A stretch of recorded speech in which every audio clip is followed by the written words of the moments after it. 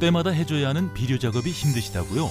오레가, 슈퍼 오레가가 수고로움을 덜어드립니다. 간편하고 효과 좋은 완효성 비료 오레가, 슈퍼 오레가. 한 번의 시비로 지속적으로 뿌리에 영양분을 공급하여 경제적 부담과 노동력은 낮추고 생산성은 극대화하는 완효성 비료. 한 번의 시비로 농사가 완성되는 경제적인 비료 오레간다 오레가. 남해화학 오레가, 슈퍼 오레가. 여러분 안녕하십니까? NBS 뉴스 24입니다. 국회 추가 경정 예산안 심사가 본격화됐습니다. 국회 농해수위는 11일 전체 회의를 열고 추경안 심사를 시작했습니다. 네, 농해수위 여야 의원들은 이날 전체 회의에서 추경안의 농업 홀대가 심각하다고 한 목소리를 냈습니다. 특히 농가당 100만 원 이상의 재난지원금을 지급하는 등 직접 지원이 시급하다고 촉구했습니다. 강창호 기자가 보도합니다. 국회 농림축산식품해양수산위원회는 11일 전체 회의를 열고 2021년도 제1회 추가 경정 예산안에 대한 심사를 진행했습니다. 정부가 국회에 제출한 추경안 규모는 15조 원에 달합니다.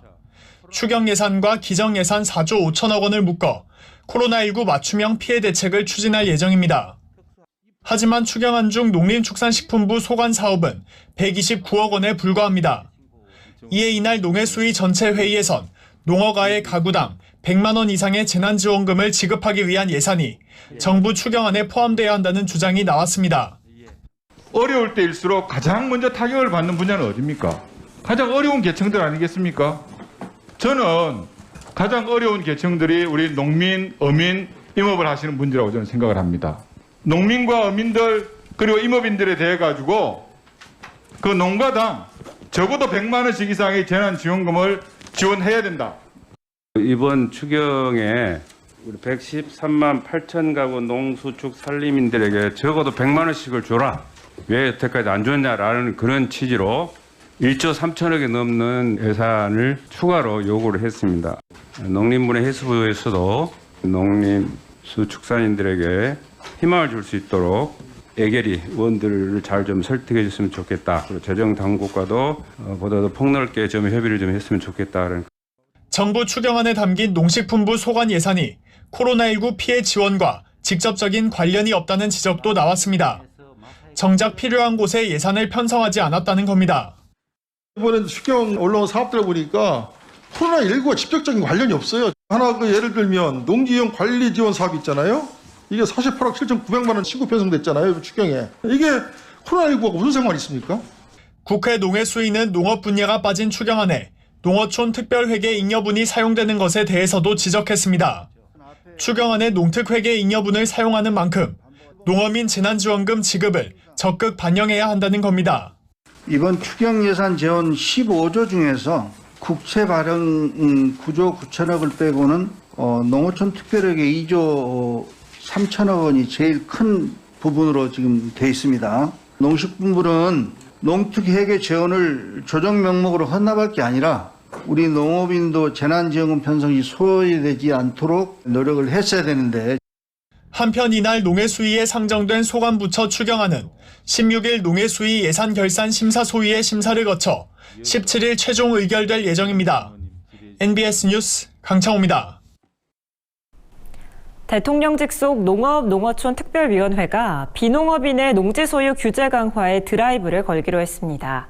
농지제도 개선 의안이 농특위 본회의에서 의결된 건데요. 농특위는 전국 단위 농지 소유와 이용 전수조사도 추진하겠다고 밝혔습니다. 김인경 기자가 보도합니다. 최근 비농업인의 농지 소유가 사회적인 문제로 크게 대두된 가운데 대통령 직속 농업 농어촌 특별위원회의 농지제도 개선안이 농특위 본회의에서 의결돼 관심이 모아집니다. 핵심은 비농업인 또는 비농업법인의 농지 소유 규제를 강화하겠다는 겁니다. 농특위는 농지 취득 자격 증명 제도를 보완할 것을 정부에 주문했습니다. 농지 소유 예외 조항에 해당되는 자격 요건을 지금보다 강화해서 농업진흥지역 농지의 주말 체험 영농 목적의 취득 등을 제한해야 한다고 밝혔습니다. 또 2년 이상 영농활동 경력자에게만 농지 취득 자격 요건을 준다거나 원거리 거주자의 농업경영계획서 심사를 강화하는 등 농지 취득 자격 증명 제도를 보완해야 한다고 강조했습니다. 아울러 비농업인이 농지를 취득할 때 일시적으로 농지 전용을 제한할 것을 주문했습니다. 현재 농지법에서는 농지를 취득한 뒤 즉시 농어촌공사의 임대와 전용이 가능하지만 최소 경작기간을 설정한 뒤 작용하지 않는 농지는 임대 수탁 사업에 참여할 수 없도록 하자는 내용입니다. 농업회사법인의 농지 소유 요건을 강화해야 한다는 내용도 담겼습니다. 특히 농업법인의 농지 부정 취득에 대한 양도소득세를 부과할 때 현재보다 중과하는 상향 조치가 돼야 한다며 여기에는 기재부의 협조가 필요하다고 설명했습니다. 농특위는 또 전국의 농지 현황에 대한 전수 실태 조사가 필요하다는데 의견을 모았습니다. 농지의 소유와 이용, 정책 영역에 대한 전국 단위 실태 조사를 추진한 다음 농지 정보를 재정비하고 단계별 계획을 수립해야 한다는 겁니다. 특히 현행법상 농지 취득의 사전 규제가 힘든 만큼 농지 소유와 이용의 정보 체계를 구축해 사후 관리에 나서야 한다면서 농지 이용 실태 조사에 기반한 엄격한 법 집행이 필요하다고 강조했습니다. 저희가 4개 시군에 6개 읍면을 조사를 해보니까 엄청나게 많은 문제가 드러났거든요. 이때까지 농지법을 도외시해왔기 때문에 전체적으로 데이터도 엉망이고 부재지주 현황도 제대로 파악을 못하대. 그것이 없으니까 대안 마련도 안 되고 있는 것을 확인을 했어요. 전국 단위로 조사를 해봐야지만이 합당한 대안도 마련하고. 농특위는 또 불법 농지의 소유와 이용 관리가 강화돼야 한다고도 주문했습니다. 농지 처분 명령을 유예할 경우 성실 경작계획서를 제출하고 경작 이행 신고 의무를 부여하는 한편 불법 전용한 농지의 원상복구 명령에 응하지 않는다면 이행 강제금을 부과하도록 제안했습니다. 비농업인이 소유한 상속농지를 농업인이 안정적으로 이용하도록 제도화하는 방안도 강구토록 했습니다. 미국이나 일본 등 선진국은 상속농지의 소유를 허용하고 농업인 중심의 이용 체계를 유도하는 만큼 이를 벤치마킹 하자는 겁니다. 또 농지 상속인에게 농지 취득 시 정보 제공 의무를 부여하는 방안도 검토가 필요하다고 밝혔습니다. 농특위 측은 의결된 의안의 내용은 담당 부처인 농림축산식품부와 기획재정부가 이행 계획을 수립하고 농특위가 분기별로 이행 점검을 벌일 방침이라고 밝혔습니다. 그 의안에 따른 이행 계획을 수립하게 되는데요. 부처랑 농특위가 협의하게 됩니다. 단기적으로 이행할 사안, 중장기적으로 검토할 사안, 연구 영역을 추진할 사안, 그 과정이 남아 있는 겁니다. 대통령 직속 농정자문기구인 농특위가 내놓은 가이드라인이 경자유전의 원칙을 바로 세우는 계기가 될 수 있을지 관심이 모아집니다. NBS 뉴스 김인경입니다. 11일은 법정기념일로 지정된 흘개날이었습니다. 이날 제6회 흘개날 기념 행사가 NBS 한국농업방송 유튜브에서 생중계됐는데요. 김현수 농식품부 장관 등 농업계 인사와 전문가들은 흘개의 소중한 가치와 함께 토양을 보존하는 일의 중요성을 강조했습니다. 손현진 기자가 보도합니다. 매년 3월 11일은 우리 토양의 소중함을 되새기는 흘개날입니다. 지난 11일 제6회 흘개날 기념행사가 방역지침 준수를 위해 온라인으로 개최됐습니다. 이번 행사는 탄소 중립시대 흘개 가치라는 주제로 열렸으며 MBS 한국농업방송과 농림축산식품부 공식 유튜브 채널에서 생중계됐습니다. 김현수 농식품부 장관은 기념사에서 흙을 보존하는 일은 환경과 농업이 지속적으로 성장하게 하는 길이라고 강조했습니다. 건강한 흙을 지키고 효율적으로 이용하는 것은 우리 후손에 대한 의무이기도 합니다. 정부의 노력과 함께 모든 국민의 관심과 협력이 필요합니다. 흘개날은 1996년 농협중앙회가 시작한 흙살리기 운동이 시초였습니다. 흙살리기 운동의 파급력이 커지자 이를 정부 주도의 행사로 만들기 위한 입법 활동이 이뤄져 2015년 흘개날이 제정됐습니다. 축사에 나선 이계호 국회 농해수위원장과 이성희 농협중앙회장은 흙을 보존하는 일의 중요성을 역설했습니다.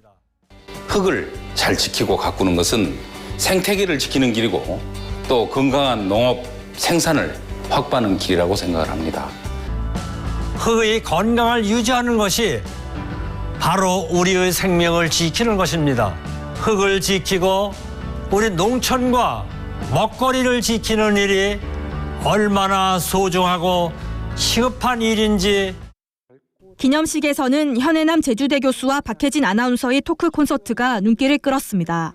현 교수는 도시민의 눈높이에 맞춰 한반도 토양의 특징을 알기 쉽게 설명했습니다. 10cm 만들어지는 데 걸리는 시간이 어떤 학자는 500년, 어떤 학자는 1000년. 그런데 우리나라 화강암에서부터 토양이 만들어지는 기간은 더 많이 걸려요. 전문가 특강을 맡은 남재작 한국정밀농업연구소장은 토양 황폐화를 막기 위한 대안을 제시하기도 했습니다. 겨울이 추우니까 아무것도 심지 않고 있죠. 근데 그 겨울 동안에 보리를 심거나 아니면 유채 같은 걸 심어가지고 그렇게 함으로 해가지고 토양의 비옥도도 높이고 이제 비와 바람에 의해서 유실되는 것도 막을 수 있죠. 기념식은 최공섭 전남 나주 남평농협 조합장 등 6명이 흙의 선언문을 낭독하는 것으로 마무리됐습니다. 한편 이날 오후 2시부터는 농촌진흥청 공식 유튜브 채널에서 토양 비료의 가치 있는 활용을 주제로 한 학술 심포지엄이 중계됐습니다. MBS 뉴스 손현진입니다. 고랭지 환경에 적합한 조생종 벼품종 진평이 개발됐습니다. 진평은 기존 고랭지 재배에 쓰였던 진부벼보다 병해 저항성이 강할 뿐 아니라 수 발화율도 낮아 안정적인 재배가 가능할 것으로 기대를 모으고 있습니다. 김하은 기자가 보도합니다. 밥맛과 품질, 재배 안정성을 동시에 갖춘 벼품종 진평이 개발됐습니다. 봄철 기온이 낮고 가을철 추위는 빨리 오는 기후 탓에 고랭지에서는 주로 생육기간이 짧은 조생종을 키웁니다. 농촌진흥청은 최근 고랭지 재배 적응력을 높인 조생종 벼 신품종 진평을 개발했다고 밝혔습니다. 병의 저항성을 높이고 수발화율은 낮추는 등 기존 품종 대비 재배 안전성을 한층 더 보강한 겁니다. 이번에 개발된 진평은 중산간지와 산간지 기후에 적합한 품종으로 기존 고랭지 재배족인 진부벼보다 흰잎 마른병, 줄무늬 잎마른병 등 병해에 강한 것이 특징입니다. 쌀 중앙부의 흰 부분인 신복백이 없어 맑고 투명하며 밥맛도 매우 우수합니다. 또 진부벼에 비해 완전미 도정률은 77.8%, 백미 완전잎 비율은 95.4%로 높이고 수발화율은 낮춰 안정적인 재배가 가능합니다. 등숙기 이후에 쌀이 익어갈 때 온도가 좀 높고 비가 와서 습하면 그 자체에서 발화가 되는 게 있거든요. 수발화라고 하는데 수발화율도 진부벼보다 낮아서 좀 안정성이 있다 이렇게 얘기할 수 있을 것 같아요. 수확량도 1000제곱미터당 527kg으로 진부벼보다 많습니다. 진평은 매년 1월에서 2월 국립식량과학원 종자 정기 분양 신청 때 해당 시군 농업기술센터를 통해 분양될 예정입니다. 다만 농진청은 진평 재배 시 적정량의 질소질 비료를 사용해 줄 것을 당부했습니다. 많은 양을 사용하면 벼가 쓰러질 우려가 있고 쌀 품질도 저하될 수 있기 때문입니다. 한편 농진청은 앞으로도 진평과 같은 우수한 조생종 벼 품종의 개발과 보급에 주력하겠다는 방침입니다. MBS 뉴스 김하은입니다. 코로나19가 바꿔놓은 우리 일상에서 빠질 수 없는 게 바로 비대면입니다.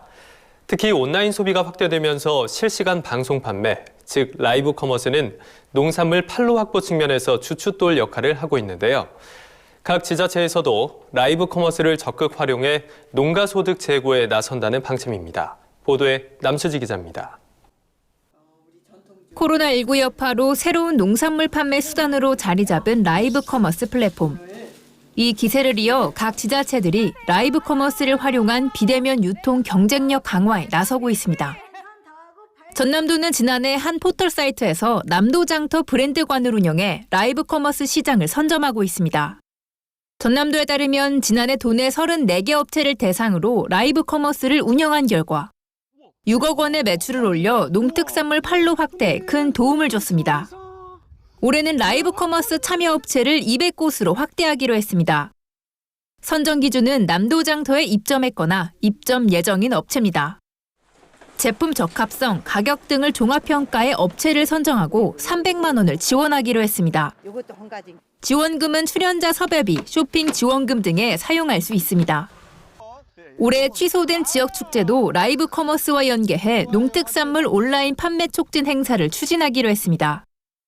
하반기부터 라이브 커머스를 한번 진행을 했어요. 코로나 관련해가지고 판로 확대에 상당히 지금 애로사항이 많잖아요. 온라인 쇼핑몰하고 라이브 커머스에 병행하면은 농산물 판매 확대에 좀 도움이 되겠다 싶어가지고. 지난해 온라인 쇼핑몰 사이소로 매출 164억 원을 달성한 경북도도 라이브 커머스를 적극 활용하기로 했습니다. 40회에 그쳤던 라이브 커머스 편성 횟수를 늘리고 본격적으로 도내 예산을 편성할 예정입니다. 올해는 계절별로 제철 농산물을 선정해 최대 50회까지 라이브 커머스를 진행할 예정입니다. 또 비대면에 익숙하지 않은 농가들에게 직접 방송 출연 기회를 부여해 소비자들과 적극 소통하게 한다는 방침입니다. 고객하고 한방향 소통이 가능해가지고 소비자들이 아주 신선하게 좀 받아들이는 그런 경향이 있습니다. 금년도에는 이제 계절별로 또 제철 농산물을 선정해가지고 진행할 계획이고 택배비도 좀 지원 좀 해주고 구매 고객들한테 할인 쿠폰을 또 지급하면은. 경기도도 온라인 방식이 익숙하지 않은 고령농과 영세농을 대상으로 라이브 커머스를 확대합니다. 올해까지 시범적으로 10회 이상 라이브 커머스를 실시할 예정입니다. 호스트 섭외 비용 등 농가에 부담이 될 수 있는 비용들은 도에서 전부 부담합니다.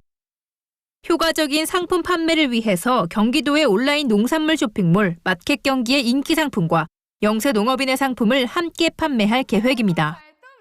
MBS 뉴스 남수지입니다. 다음은 간추린 뉴스입니다.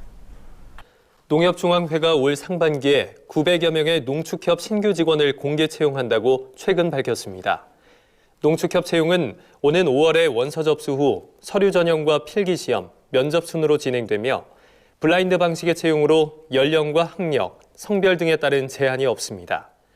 한편 농협 경제지주와 농협 하나로 유통, NH농협은행 등에서는 지난 2월부터 400여 명 규모의 채용을 진행하고 있어 코로나19로 인한 채용 한파 속에서 청년 일자리 기회 확대에 기여할 것으로 기대됩니다.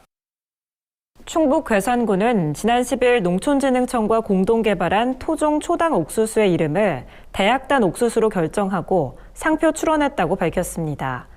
괴산군은 이날 4H 청년 농업인, 흑사랑 영농조합법인, 농협 등에 시험 재배용 대학단 옥수수 종자 40kg을 공급했습니다. 군은 내년에 종자 500kg을 농가에 보급하고 재배 면적을 50헥타르로 늘려 대학단 옥수수를 지역 대표 작물로 삼겠다는 계획입니다. 한편 군은 지난달 농진청과 대학단 옥수수 통상 실시권을 계약해 2026년까지 괴산에서만 독점 재배할 수 있는 권리를 확보했습니다. 농림축산식품부와 한식진흥원이 2021년도 한식당 국산 식재료 지원 사업 대상자를 모집합니다. 이 사업은 창업 초기 한식당의 경쟁력을 강화하고 국산 농산물 소비를 촉진하기 위한 것으로 한식당을 운영 중인 조리사가 국산 식재료를 활용한 메뉴를 개발하고 이를 실제로 판매할 수 있도록 지원합니다. 창업 3년 이내 한식당을 운영 중인 조리사라면 누구나 신청할 수 있으며 선정된 한식당들은 국산 식재료를 활용한 신메뉴 개발 및 홍보비, 식재료 구입비, 신메뉴 레시피 공동 사용권료 등의 지원을 받게 됩니다. 신청은 오는 4월 23일까지 한식 포털 사이트를 통해 할 수 있습니다.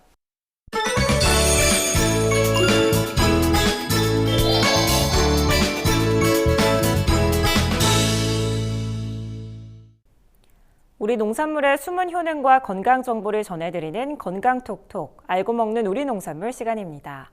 이제 제법 따뜻한 봄 기운이 느껴지는데요. 봄이 되면 나른해지고 입맛이 떨어지는 분들 계시죠? 이런 봄 한절기 때 건강을 지켜주는 봄나물의 대명사가 있습니다. 바로 냉인데요. 오늘은 냉이의 영양에 대해서 김하은 기자가 알려드립니다. 봄에 먹는 인삼이라고도 하죠. 바로 냉입니다. 냉이에 들어있는 풍부한 단백질과 각종 비타민은 한절기 피로해진 몸에 활력을 주고 냉이 특유의 쌉쌀한 맛은 잃었던 입맛까지 살려주는데요. 제철 냉이 더 건강하고 맛있게 즐기는 방법 알려드립니다. 봄나물 중에 으뜸이라는 말이 있을 정도로 냉이는 맛과 영양이 풍부합니다. 특히 특유의 쌉싸래한 맛은 입맛을 돋우고 다양한 음식에도 잘 어울려 활용도가 높습니다. 이 냉이가 겨울을 이기고 나온 거잖아요. 그러니까 이 뿌리가 지금은 제일 맛있을 때죠. 향이 더 좋고. 냉이는 향이 너무 좋아서 뭐 국도 끓여서 먹고 제일 많이 먹는 게 된장이랑 같이 해서 찌개도 끓여 먹고 또 나물로도 뭐 조물조 묻혀서 나물로도 먹고 있습니다. 겨우내 땅속 영양을 가득 머금고 나온 봄 냉이는 잎부터 뿌리까지 영양이 가득한데요. 특히 비타민이 풍부하게 들어있어 봄철 춘곤증과 피로감을 이기는 데 효과적입니다. 냉이는 봄나물 중에서도 비타민C 함량이 높아 면역력에 좋을 뿐 아니라 피로 회복이나 피부 미용에도 도움을 줍니다. 비타민 A의 전고체인 베타카로틴도 다량 함유돼 있어 시력을 보호하고 간 기능 회복에 효과적입니다. 또 냉이는 빈혈을 예방하고 숙취 해소에도 좋은데요. 칼슘과 철분, 인이 풍부하기 때문입니다. 무엇보다 채소류 중에 단백질 함량이 높아 봄철 기력 회복에 좋습니다. 냉이는 뿌리채 먹는 식품인 만큼 흙을 꼼꼼하게 제거하는 것이 좋은데요. 먼저 흙과 뒤엉킨 잔뿌리를 칼로 살살 긁어 정리해준 다음 식초를 섞은 물에 1, 2분 정도 담갔다가 깨끗한 물로 헹구면 쉽게 흙을 제거할 수 있습니다. 이번엔 제철 냉이, 더 맛있게 먹는 방법 소개합니다.